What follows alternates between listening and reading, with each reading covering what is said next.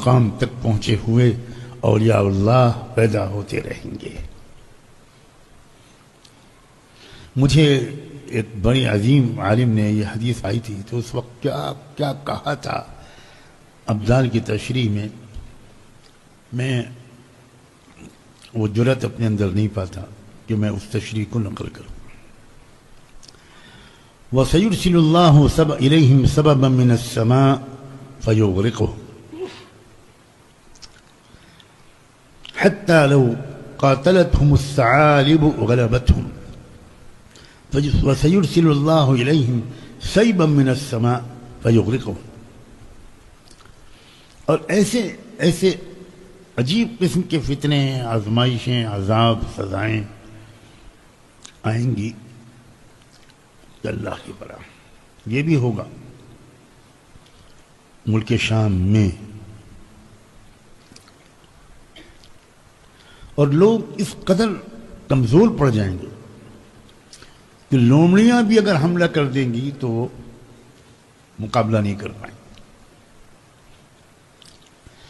ثم يبعث الله عند ذلك رجلا من عترة الرسول صلى الله عليه وآله وسلم في 12,000 إن قلوا و15,000 إن كثروا۔ پھر اللہ تعالیٰ رحمت دو عالم صلی اللہ علیہ وسلم کی اولاد میں سے، ان کی نسل میں سے ایک شخص کو کھڑا کرے گا، اور ان کے ساتھ 12 یا 15,000 لوگ ہوں گے بس۔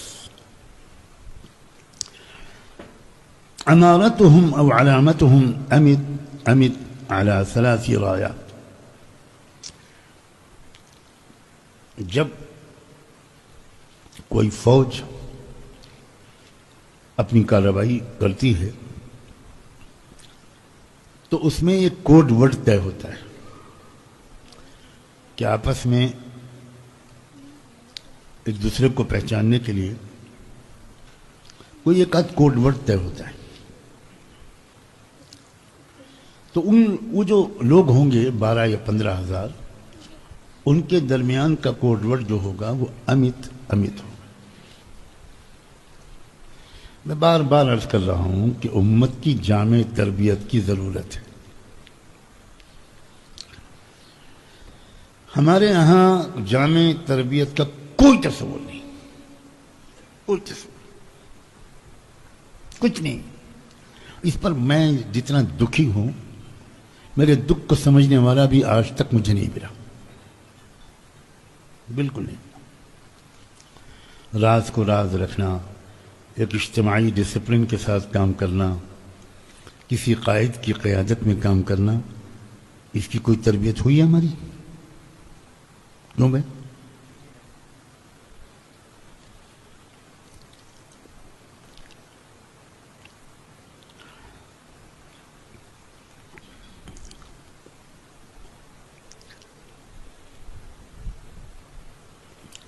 تین جھنڈے ہوں گے ان کے دشمنوں کے مقابلے میں، جو ان کے مقابلے میں ہوں گے، ان کے 7 جھنڈے ہوں گے۔ کیا تفصیلات اس دور میں منطبق ہو رہی ہیں میں نہیں بتاؤں گا، جو فیس دے گا اس کو بتاؤں گا۔ شہادت یہ ہے فیس، بیگم سے پوچھ کے آیا، مت ڈرے گی، اور کل کو خانقاہ سے واپس بلا لے گی۔ ہاں یہ امید ہے، تم مکاری کر سکتے ہو، وہ بہت اچھی ہے۔ اللہ، میں مذاق نہیں کر رہا ہوں، کاش ہمارے اندر جذبہ پیدا ہو۔ لیس من صاحب رایۃ الا وهو یطمع بالملک۔ یہ جو 7 گروپ ہوں گے مخالف، ان کا مطمع نظر صرف حکومت پر قبضہ کرنا ہو۔ ان کے سامنے کوئی اصلاحی منصوبہ، عدل و انصاف کا قیام، غربت اور جہالت سے لوگوں کو نکالنا، یہ سب کچھ نہیں ہو، ان کو کرسی چاہیے۔ فَيَقْتَتِلُونَ وَيُهْزَمُونَ، اور شروع میں شکست ہوگی،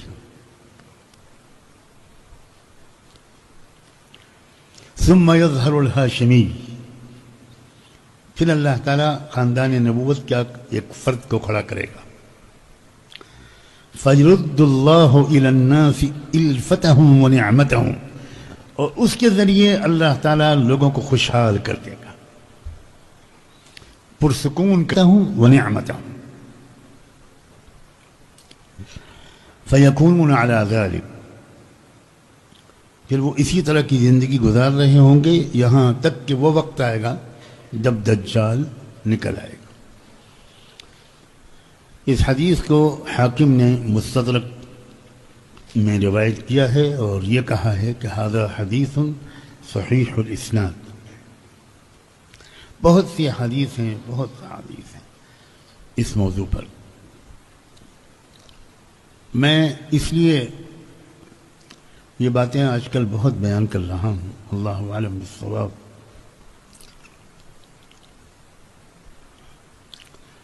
کہ ہمارے اندر بھی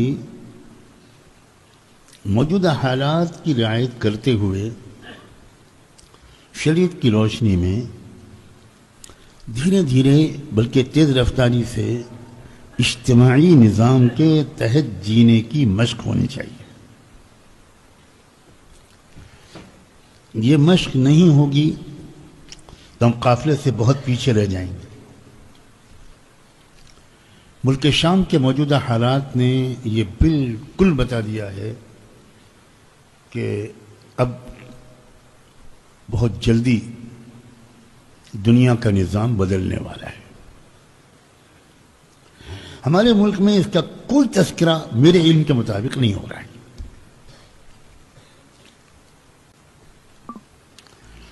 میری سمجھ میں نہیں آتا پورے احترام کے ساتھ کہ کیوں نہیں ہو رہا ہے. اس لیے ہمارے ملک کے مسلمان 100% بے خبر ہیں.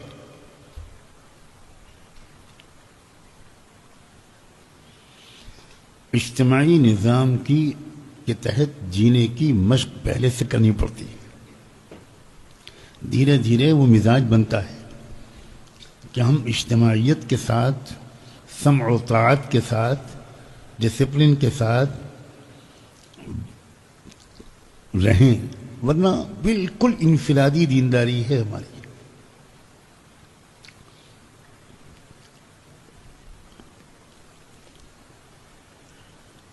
اسلام میں اجتماعی نظام کو قائم کرنے کے لیے کیسی عادت ڈلوائی ہے پہلے دن سے. نماز بھی اجتماعی ہے، زکوٰۃ بھی اجتماعی ہے، اور یوں کہنا چاہیے کہ اجتماعی تھی. ہم لوگوں نے زکوٰۃ کو اجتماعی نہیں رکھا، اس کو انفرادی بنا دیا. روزے تراویح بھی اجتماعی. آپ غور کریں، ایک مہینے میں پوری امت مسلمہ ایک ساتھ روزہ رکھتی، ایک اجتماعیت پیدا ہو جاتی ہے اس انفرادی عمل میں بھی.